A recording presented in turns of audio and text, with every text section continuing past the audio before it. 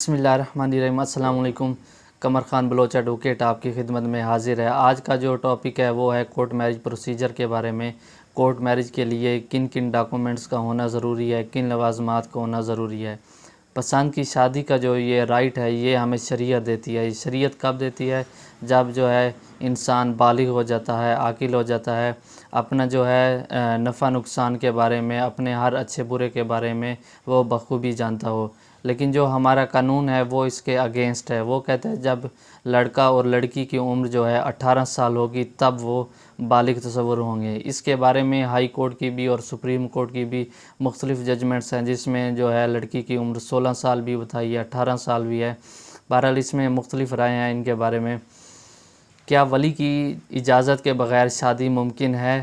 ایک فقہ کا کہنا ہے کہ ولی کی اجازت کے بغیر شادی نہیں ہو سکتی، جبکہ امام ابو حنیفہ کے مطابق ولی کی اجازت کے بغیر شادی ممکن ہے جب لڑکی جو ہے وہ بالغ ہو جائے تب۔ بعض والدین یہ کہتے ہیں کہ ان کا جو بیٹا ہے یا بیٹی ہے وہ ابھی پڑھ رہے ہیں، شادی کے لائق نہیں، وہ کمانے والے نہیں ہیں، تو اس لیے ہم جو ہے ان کی شادی نہیں کرتے۔ یہ جو کنسیپٹ ہے ان کا یہ ٹوٹلی غلط ہے۔ رزق کا تعلق جو ہے، رزق کا جو ضامن ہے وہ اللہ ہے۔ اس نے ہر حال میں انسان کو رزق دینا ہے، لیکن انسان کیا ہے؟ انسان اللہ کو چھوڑ کے رزق کے پیچھے بھاگتا رہتا ہے اور ناکامی جو ہے اس کا مقدر بن جاتی ہے۔ حضرت مسیح کا ایک بڑا پیارا جملہ ہے، اپنے حوارین سے کہتے ہیں، کیوں فکر کرتے ہو کل کی کہ کیا کھائیں گے؟ کیا تم جنگل میں موجود چڑیوں کو نہیں دیکھتے جو صبح سویرے اپنے گھونسلوں سے نکلتے ہیں اور جب شام واپس اپنے گھونسلوں میں آتے ہیں تو خوب سیر ہو کر آتے ہیں؟ کیا انہوں نے کسی چیز کا ذخیرہ کیا ہوا ہے؟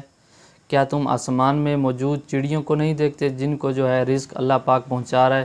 کیا تم پہاڑوں میں موجود اس درخت کو نہیں دیکھتے جس میں جو ہے چھوٹے چھوٹے کیڑے نما جاندار ہے؟ اگر ان کو اللہ رزق پہنچا رہا ہے تو اللہ ہمیں بھی تو رزق دے گا۔ تم بس اللہ پر توکل رکھو۔ لفظ لباس میں ایک بہت بڑا راز چھپا ہے۔ جب بچہ چھوٹا ہوتا ہے تو جو والدہ اس سے لباس دیتی ہے وہ چپ کر کے وہی پہن لیتا ہے۔ جیسے ہی وہ تھوڑا بڑا ہوتا ہے، سمجھ والا ہوتا ہے، وہ والدہ کی پسند کا لباس نہیں پہنتا، وہ جو ہے اپنے والد کی پسند کا لباس نہیں پہنتا۔ اسی طرح جب جو ہے شادی ہوتی ہے تو لڑکا کہتا ہے میں نے قبول کیا، لڑکی کہتی ہے میں نے قبول کیا۔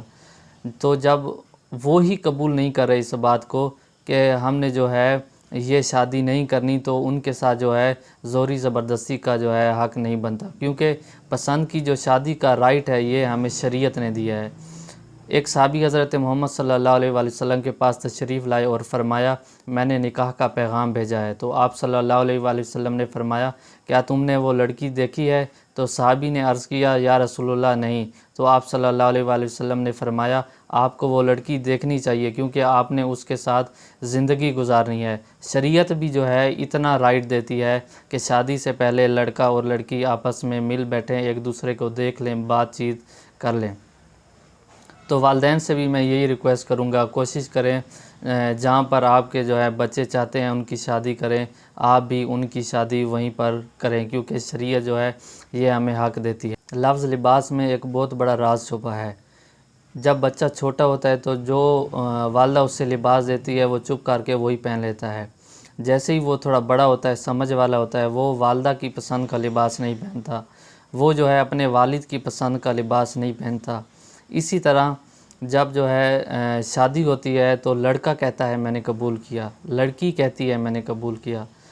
تو جب وہی قبول نہیں کر رہے اس بات کو کہ ہم نے جو ہے یہ شادی نہیں کرنی، تو ان کے ساتھ جو ہے زوری زبردستی کا جو ہے حق نہیں بنتا، کیونکہ پسند کی جو شادی کا رائٹ ہے یہ ہمیں شریعت نے دیا ہے۔ ایک صحابی حضرت محمد صلی اللہ علیہ وآلہ وسلم کے پاس تشریف لائے اور فرمایا میں نے نکاح کا پیغام بھیجا ہے۔ تو آپ صلی اللہ علیہ وآلہ وسلم نے فرمایا کیا تم نے وہ لڑکی دیکھی ہے؟ تو صحابی نے عرض کیا یا رسول اللہ نہیں۔ تو آپ صلی اللہ علیہ وآلہ وسلم نے فرمایا آپ کو وہ لڑکی دیکھنی چاہیے، کیونکہ آپ نے اس کے ساتھ زندگی گزارنی ہے۔ شریعت بھی جو ہے اتنا رائٹ دیتی ہے کہ شادی سے پہلے لڑکا اور لڑکی آپس میں مل بیٹھیں، ایک دوسرے کو دیکھ لیں، بات چیت کر لیں۔ تو والدین سے بھی میں یہی ریکویسٹ کروں گا، کوشش کریں جہاں پر آپ کے جو ہے بچے چاہتے ہیں ان کی شادی کریں، آپ بھی ان کی شادی وہیں پر کریں، کیونکہ شریعت جو ہے یہ ہمیں حق دیتی ہے۔ میں بات کرنے جا رہا ہوں کورٹ میرج کے لیے کن کن ڈاکومنٹس کا ہونا ضروری ہے۔ سب سے پہلے جو ہے لڑکی اور لڑکے کا بالغ ہونا ضروری ہے۔ اس کے بعد لڑکی اور لڑکا عدالت میں آئیں گے، اپنے ساتھ اپنے آئی ڈی کارڈ کی کاپی اور 4 عدد پاسپورٹ سائز کی تصویریں بھی لائیں۔ اس کے بعد نکاح خان نکاح پڑھائے گا، جس کے بعد لڑکی کی طرف سے استغاثہ دائر کیا جائے گا، جس میں 164 کے بیان ہوں گے کہ لڑکی بیان دے گی کہ وہ یہ شادی اپنی مرضی سے کر رہی ہے، اس میں کسی قسم کی کوئی فورس شامل نہیں ہے، کوئی بلیک میلنگ نہیں ہے، اور نہ ہی لڑکے نے اسے کوئی نشیلی دوا پلا کر جو ہے اس کا بیان دلوایا ہے۔ اس کے بعد جو ہے کورٹ میرج پروسیجر جو ہے وہ کمپلیٹ ہو جائے گا۔ اس لیے میں جتنے بھی والدین ہیں میں ان سے ریکویسٹ کرتا ہوں، اگر آپ کے جو ہے بیٹا ہے یا بیٹی ہے وہ اپنی پسند کی شادی کرنا چاہتی ہے تو انہیں کرنے دیجئے، یہ رائٹ جو ہے یہ ہمیں شریعت نے دیا ہے۔ لاسٹ میں میں یہ بات کہنا چاہوں گا، کورٹ میرج کا جو سب سے بڑا نقصان ہے، جس کا جو ہے ازالہ انسان زندگی بھر جو ہے وہ نہیں کر سکتا، وہ یہ ہے کہ انسان ہمیشہ ہمیشہ کے لیے اپنی ماں باپ کی دعائیں سے جو ہے وہ محروم ہو جاتا ہے۔ جو ماں باپ کے دل میں اپنے بچے کے لیے جو رسپیکٹ ہوتی ہے، وہ رسپیکٹ جو ہے ختم ہو جاتی ہے، چاہے ماں باپ بعد میں راضی ہی کیوں نہ ہو جائیں۔ جو وہ رسپیکٹ ہے، وہ مقام ہے، وہ انسان جو ہے ہمیشہ کے لیے جو ہے کھو دیتا ہے۔ آج کے لیے اتنا ہی، انشاءاللہ نیکسٹ کسی ٹاپک کے ساتھ حاضر ہوں گے۔ السلام علیکم۔